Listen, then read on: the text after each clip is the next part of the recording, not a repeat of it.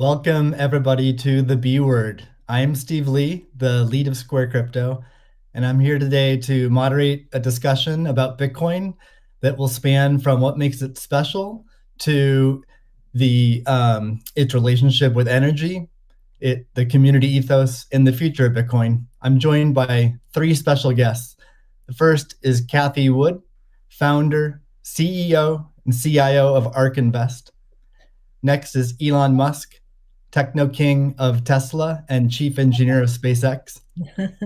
And finally, Jack Dorsey, CEO of Square and CEO of Twitter.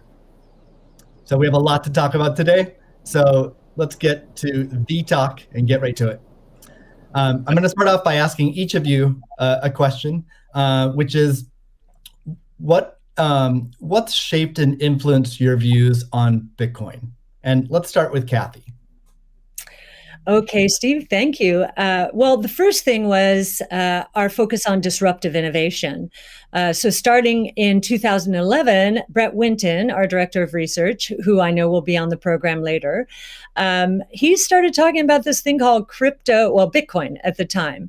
And it was a curiosity as we were doing our brainstorms in research. But as we learned more about this open source ecosystem, that might fulfill the role of the payment system that the internet neglected to build into the system, not expecting commerce. We thought, this might be something.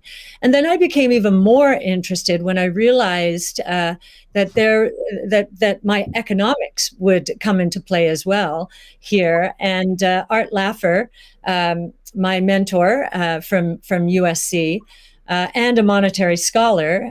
In 2014, I asked him if he would collaborate on a paper on Bitcoin.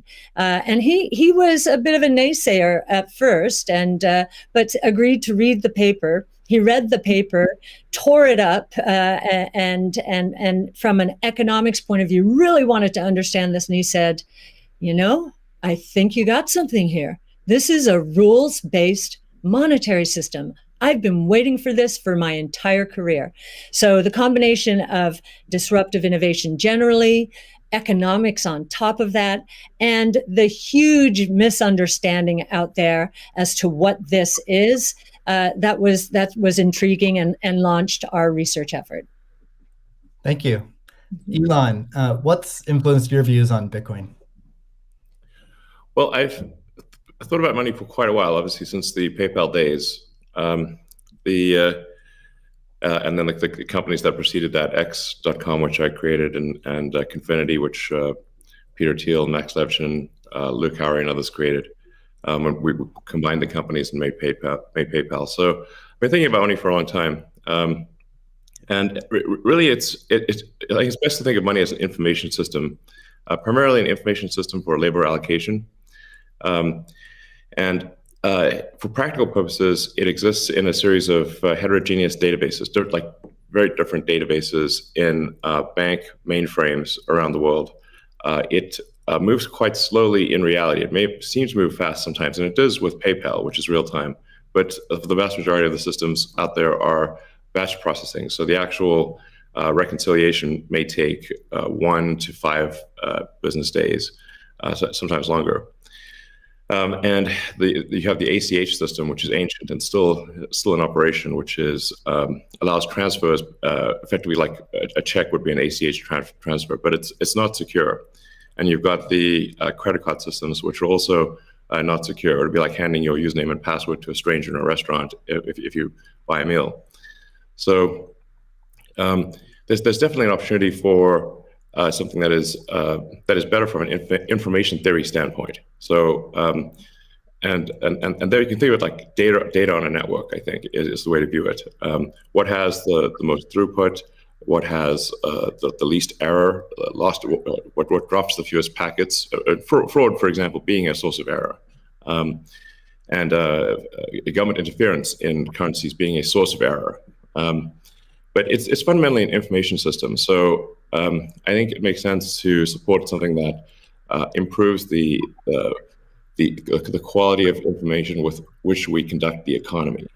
And Bitcoin is a candidate for that. It does, I think, some things Well, and it's obviously it's evolving, and there are additional things like Lightning being done on top of Bitcoin.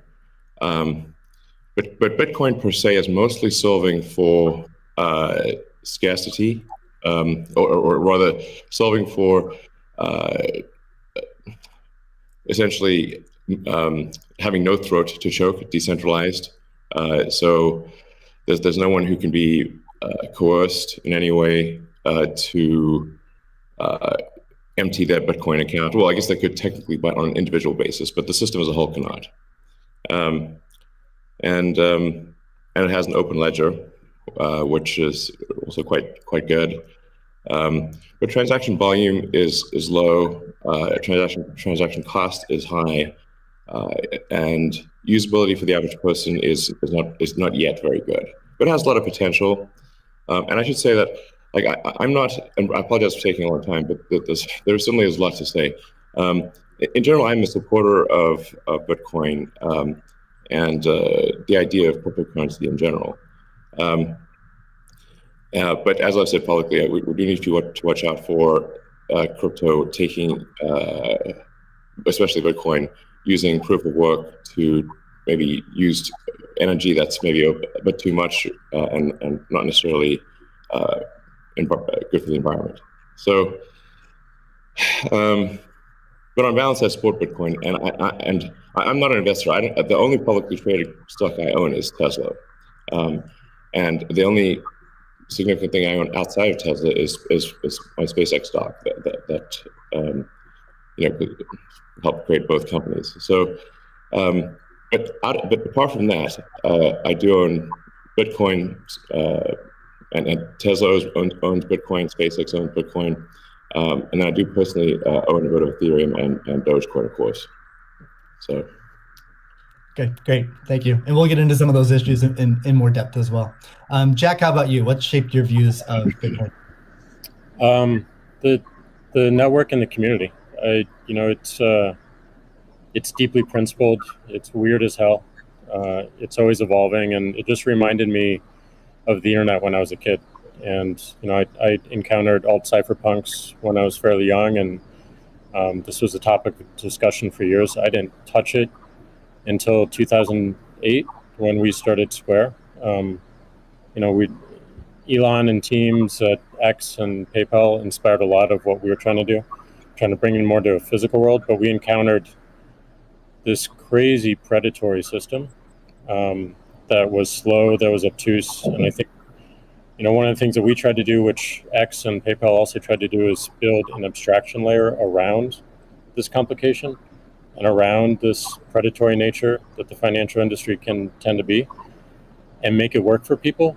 But when I saw Bitcoin in 2009, you see a chance to replace the whole foundation. And everything that Elon was talking about in terms of ACH and the credit card networks were built with very different agendas in a very different time frame. And it's crazy that they still exist, and they have scaled, but they just are not relevant to today, and they're certainly not relevant to the future, especially when you consider the entire world and countries like Nigeria or Ghana or India, and its interconnection with countries like the United States and Canada and all over Europe. So what really drove my thinking and drives my passion around it is, like, if the internet gets a